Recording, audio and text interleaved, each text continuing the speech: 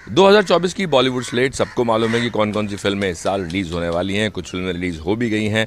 इस साल हालांकि खानों की कोई फिल्म नहीं है, लेकिन मध्यम बजट और छोटे बजट की बहुत सारी फिल्म है और लोगों को उम्मीद है कि ये फिल्म अच्छा करेंगी तो बॉलीवुड का जो कारोबार है वो भी अच्छा होगा।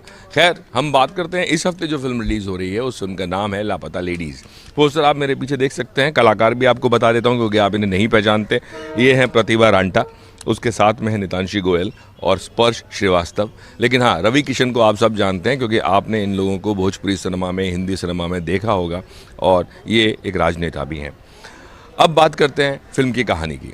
तो फिल्म की जो कहानी है, पहले तो मैं बता दूं कि फिल्म का टाइटल ही बड़ा कोकी है क्योंकि इसका जो नाम है लापता लेडीज़। ये लापता लेडीज़ फिल्म की कहानी के बारे में तो बात करता ही है कि कैसे जो लेडीज़ हैं वो लापता हो जाती हैं, लेकिन ये एक और बात कहता है और वो ये कि समाज में किस तरह जो लेडीज़ हैं उनकी पहचान जो है वो गायब है या वो लापता है।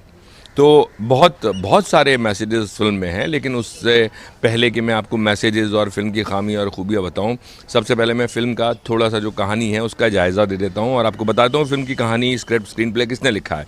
तो इसको लिखा है बिप्लब गोस्वामी, स्नेहा देसाई और दिव्या निधि शर्मा ने।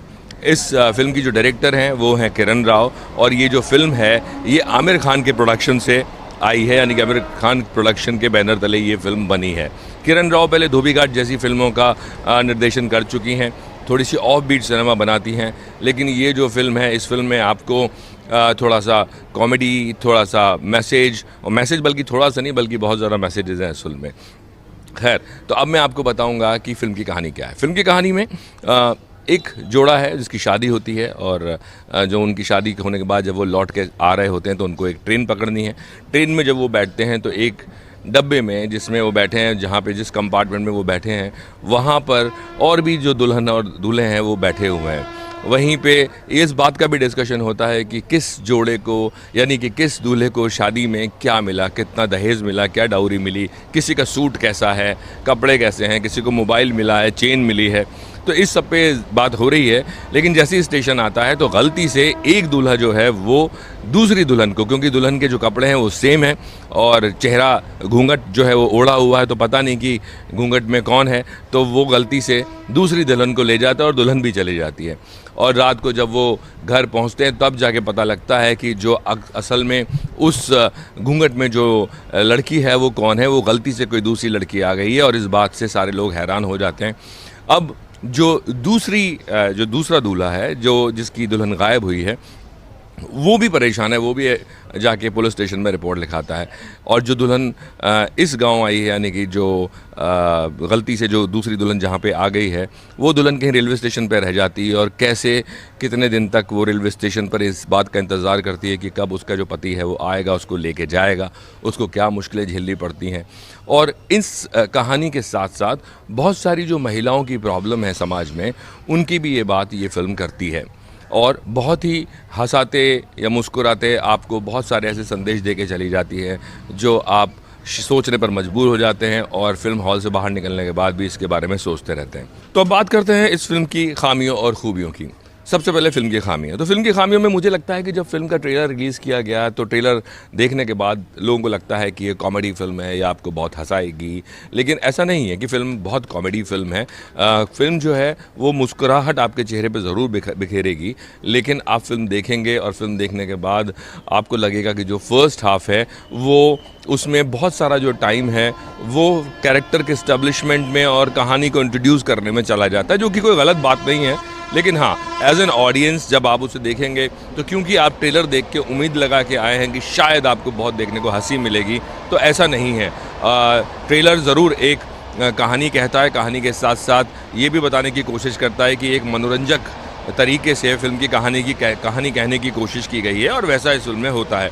तो ये एक खामी मुझे लगती है फिल्म में कि फ़र्स्ट हाफ जो है वो बहुत ज़्यादा कहानी आगे नहीं बढ़ाता है। जो दुल्हन की खोज है और उस खोज में क्या क्या होता है, तलाश जो है दुल्हन की, उसमें क्या क्या होता है, दूसरी जो दुल्हन जो दूसरे घर गलती से आ गई है घर में, उसके साथ क्या होता है, इन सब चीज़ों पे जो रोशनी है वो ज़्यादा डालती है, जिसकी वजह से आपको लगता है कि बहुत सारा टाइम निर्देशक ने या राइटर्स ने कहानी को स्टैब्लिश, कहानी की शुरुआत को स्टैब्लिश करने के लिए और कैरेक्टर स्टैब्लिश करने के लिए दे दिया। सिर्फ ये एक परेशानी मुझे इस फिल्म में लगती है।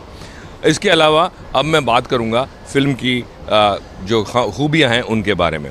फ़िल्म की खूबियों में अगर बात करें तो खूबियाँ बहुत सारी हैं। पहली बात तो विषय जो है अपने आप में बहुत कमाल है और किरण राव हमेशा ऐसी फ़िल्में चूज़ करती हैं जो समाज को कुछ संदेश दे सकें, और ऐसी ही फ़िल्म है लापता लेडीज़। लापता लेडीज़ का संदेश क्या है? क्योंकि जब घूंघट की बात की गई है कि घूंघट की वजह से कैसे एक लड़की जो है वो गलत घर में चली जाती है और जो असली दुल्हन है वो कहीं रेलवे स्टेशन पे रह जाती है, तो घूंघट जो है वो पहचान का प्रतीक है कि अगर आपका चेहरा ही नज़र नहीं आएगा तो आप कैसे पहचानेंगे। कुछ ऐसे भी सीन्स हैं जो आपने ट्रेलर में देखे होंगे, जब वो पुलिस स्टेशन जो दुल्हन का जो पति है जब पुलिस स्टेशन जाता है और फ़ोटो दिखाता है, तो फ़ोटो भी जो है वो घूंघट के अंदर है, और ये पुलिस के लिए मुश्किल है कि कैसे लड़की को ढूंढा जाए। तो ये अपने आप में एक बहुत बड़ा संदेश है, घूंघट के बारे में ये फ़िल्म बात करती है। लेकिन इसके अलावा और भी बहुत सारी चीज़ें हैं कि महिलाएं जो घर में रहती हैं, चाहे वो भाभी है, ननद है या कोई और रिश्ता है, वो आपस में दोस्त क्यों नहीं होते, वो आपस में झगड़े क्यों करते हैं। उसके अलावा और बहुत सारी ऐसी चीज़ें जो आपको जब फ़िल्म देखेंगे एक एक लाइन में बिना प्रीची हुए या बिना मैं बोलूँगा कि आपको ऐसा लगाते हुए कि टीचर जो है वो क्लास में आपको डंडा लेके समझा रहा है, ऐसे ही छोटे छोटे सीन्स और मोमेंट्स के ज़रिए ये फ़िल्म अपनी बात रखती है।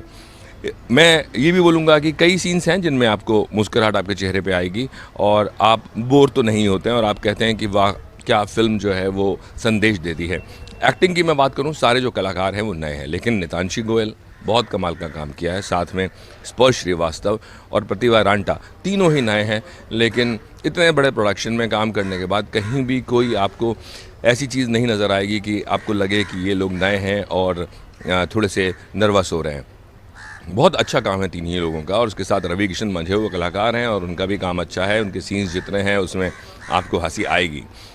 उसके अलावा बात करें डायरेक्शन की, तो किरण राव का अच्छा डायरेक्शन, किरण राव ने बहुत ही जिम्मेदारी समझते हुए बतौर निर्देशक समाज के प्रति आपकी जिम्मेदारी होती है जब आप फिल्म मेकर या एंटरटेनर होते हैं, तो वो किरण राव ने अच्छा निर्देशन फिल्म का किया है और फिल्म को बिना लाग लपेट, जिसको हम अक्सर इंडस्ट्री में बोलते हैं कि ऑनेस्टी के साथ फिल्म बनाई है, कि जिसमें कोई ऐसी चीज़ नहीं डाली गई कि अरे फिल्म को चलाने के लिए चलिए इसमें एक इस तरह का डांस डाल देते हैं या इस तरह के सीन्स डाल देते हैं, ऐसा कहीं फिल्म में नहीं किया गया है। उसके अलावा जो बात करूं प्रोडक्शन डिज़ाइन की या गानों की, गाने भी अच्छे हैं, म्यूज़िक है राम संपत का, तो म्यूज़िक भी अच्छा है, बैकग्राउंड स्कोर अच्छा है, सहज वे में सहज तरीके से जो बैकग्राउंड स्कोर है वो फिल्म की कहानी और सीन्स को, इमोशंस को बल देता है। तो कुल मिला के मैं कहूँगा कि ये फ़िल्म आपके लिए है, आप जाइए और देखिए इस फिल्म को, मेरी तरफ से 4 स्टार।